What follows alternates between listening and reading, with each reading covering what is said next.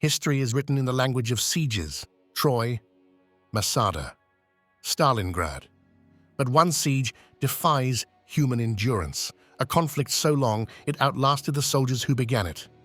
For 21 years, 4 months, 3 weeks, and 5 days, the city of Candia held out against the full might of the Ottoman Empire. This was not a battle of months, but of a lifetime, where an entire generation was born and died under the constant terror of artillery. A single city against a superpower. How did a few thousand defenders defy an empire for more than 2 decades in one of history's longest and most brutal sieges?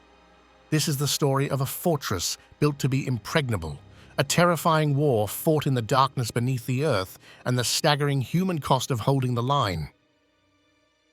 In the mid-17th century, the Mediterranean was a sea of simmering tension. The Republic of Venice, La Serenissima, was a maritime power in a golden twilight, her wealth bleeding away as trade routes shifted to the Atlantic. Her great rival, the Ottoman Empire, was an expansionist superpower at the zenith of its strength. For 60 years, a fragile peace had held between them, but one island, a stubborn Christian outpost deep in the Ottoman sphere, stood as a constant source of friction. The island of Crete, known to the Venetians as the Kingdom of Candia, was the last great jewel in Venice's overseas empire. After losing Cyprus, Crete was the cornerstone of their maritime power, a strategic outpost controlling Mediterranean trade. For the Ottomans, it was an intolerable presence, a base for pirates and privateers that preyed on their shipping lanes to Egypt and the Holy Land. Both sides knew its value. Both knew that one day it would be a battlefield. That day came in autumn 1644. A squadron of galleys from the Knights of Malta, a militant Christian order operating as state-sanctioned pirates, attacked a high-value Ottoman convoy. On board were pilgrims bound for Mecca, precious cargo, and high-ranking officials, including the former chief, Black Eunuch of the Sultan's harem. Legends, likely inflated but emotionally potent, even claimed one of the Sultan's own wives, Zafira, and her young son, were among the captives. This was more than piracy, it was a profound insult to the Sultan's honor. The victorious knights then made a fatal mistake. To resupply, they docked briefly at a port on Venetian-controlled Crete. Though Venice vehemently denied any involvement, for the enraged Sultan Ibrahim, this was the perfect excuse for a war he had long desired. It was a breach of neutrality, a clear casus belli. The intricate dance of diplomacy was over. The drums of war began to beat. In June 1645, a massive Ottoman fleet of over 400 ships carrying some 60,000 troops appeared off Crete. The Venetians, tricked into believing the armada was sailing for Malta, were caught completely by surprise. The Ottoman army swept across the island. The city of Candia fell after a 56-day siege. By 1648, almost all of Crete was in Ottoman hands. Only the capital, Candia, and a few isolated strongholds still held out. The stage was set for a siege that would defy all expectations. To understand Candia's long resistance, you must understand the fortress itself. This was no medieval castle. Candia was a masterpiece of the Trace Italian, the revolutionary star fort design that had changed warfare in the age of gunpowder. It was the product of a century of work by Venice's most brilliant military engineers, a state-of-the-art system built for one purpose: to defeat massive artillery bombardments. A killing machine of stone and earth. The city was encased in a massive sloping wall, so thick it could absorb the impact of the heaviest cannonballs without shattering. This wall was punctuated by 7 enormous arrow-headed bastions jutting into the landscape. Their design was pure geometric genius. Cannons on the protected flanks of one bastion could rake the ground before the next, creating overlapping, interlocking fields of fire. Deadly kill zones where no attacker could advance without being shredded from multiple angles. The defenses didn't stop there. Behind the main walls were raised platforms called cavaliers, allowing a second tier of artillery to fire over the heads of the frontline defenders. Before the walls lay a wasteland, a deep, dry ditch, and beyond it, a sloping glacis that hid the walls from direct fire, forcing attackers into a long, exposed approach under the gaze of nearly 400 cannons. Candia was a miracle of defensive architecture about to face the ultimate test. The war above began in May 1648. For the next 21 years, the only way in or out of Candia would be by sea.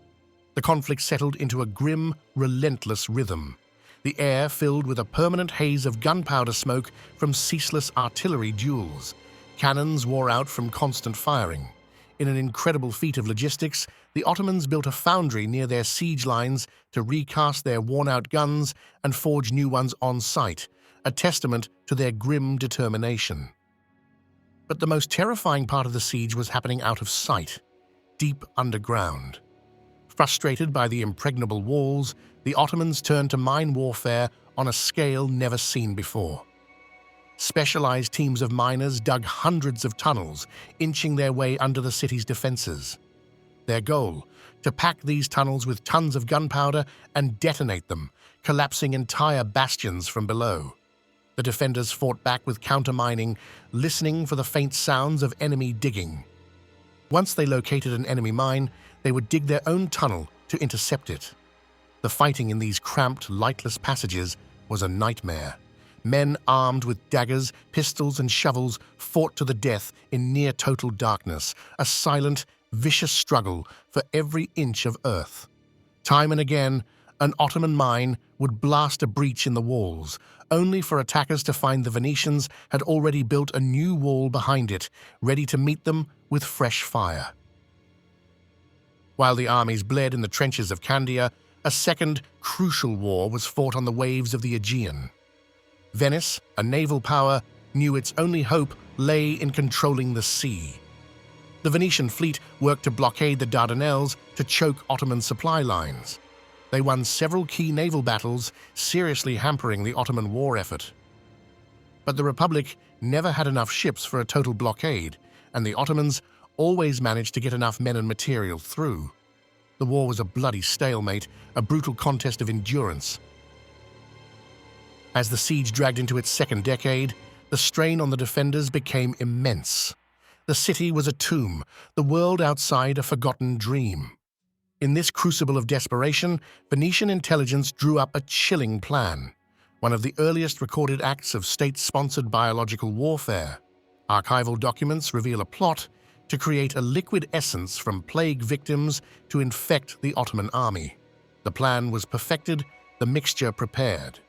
But for reasons lost to history, the attack was never carried out. It remains a dark footnote, a glimpse into the abyss of a war without end.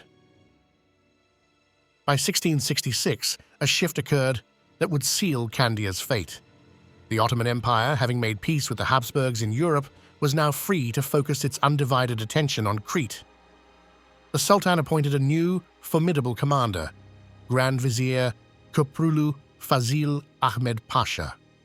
He was capable, ruthless, and he arrived with a huge new army, ready to personally oversee the final, bloody chapter of the siege. Facing him was the Venetian Captain-General Francesco Morosini, a man as determined as he was outnumbered. Then, morale took a devastating blow. A high-ranking Venetian military engineer, Andrea Barozzi, defected to the Ottomans. His motives are debated, perhaps for reward or a personal vendetta against his commander, Morosini. Whatever the reason, he gave the Grand Vizier priceless intelligence, revealing the weakest points in Candia's legendary defenses, the St. Andrew and Sabbionara bastions. The final phase of the siege began in May 1667. It would last for 28 agonizing months, the bloodiest period of the entire war. Guided by Barozzi's information, the Ottomans relentlessly pounded the weak points. They launched nearly 60 large-scale assaults. The defenders fought back with almost 100 desperate sorties. The casualty figures from this final phase are staggering. Venetian reports, though likely exaggerated, claimed losses of over 100,000 Ottoman soldiers and nearly 30,000 defenders and citizens. The ground before the walls became a charnel house, a testament to the brutal, grinding futility of the fight. Candia was no longer a fortress, it was a slaughterhouse. A flicker of hope arrived in summer 1669. A long-awaited French relief force of 6,000 soldiers landed, commanded by the dashing Duc de Beaufort. On June 25th, they led a surprise attack, but in the maze of Ottoman trenches, they became disorganized. A swift counterattack turned their assault into a bloody failure. The Duc de Beaufort was killed in the fighting, his body never recovered. It was a terrible blow, but the worst was yet to come. A few weeks later, during a naval bombardment of the Ottoman lines, disaster struck. The French flagship, the 58-gun warship La Thérèse, suffered a catastrophic accidental powder explosion. The massive vessel vanished in a flash of fire and a deafening roar, taking hundreds of men with her. For the exhausted defenders who had held on for 21 years, this was the final sign. Hope was extinguished. Demoralized, the remaining French abandoned the siege in August and sailed home. The departure of the French was the final blow. Francesco Morosini was left with fewer than 4,000 fit men to defend a fortress that was now mostly rubble. With supplies gone and no hope of relief, he made an agonizing, controversial decision. On September 27, 1669, without explicit authorization from the Venetian Senate, he surrendered the city to the Ottomans. The terms were honorable. The remaining citizens and soldiers had 12 days to evacuate with their property.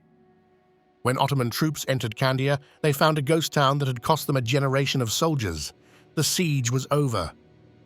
The cost was astronomical. The 24-year Cretan War had exhausted the Venetian Republic financially and demographically, speeding its long decline. For the Ottoman Empire, the victory was Pyrrhic. The staggering expense and loss of life contributed to a period of stagnation. Upon his return, Francesco Morosini was tried for treason for surrendering without orders, though he was ultimately acquitted and would later redeem his name with stunning victories. For 21 years, the Fortress of Candia stood as a monument to defiance, where engineering triumphed over numbers and tenacity became legend.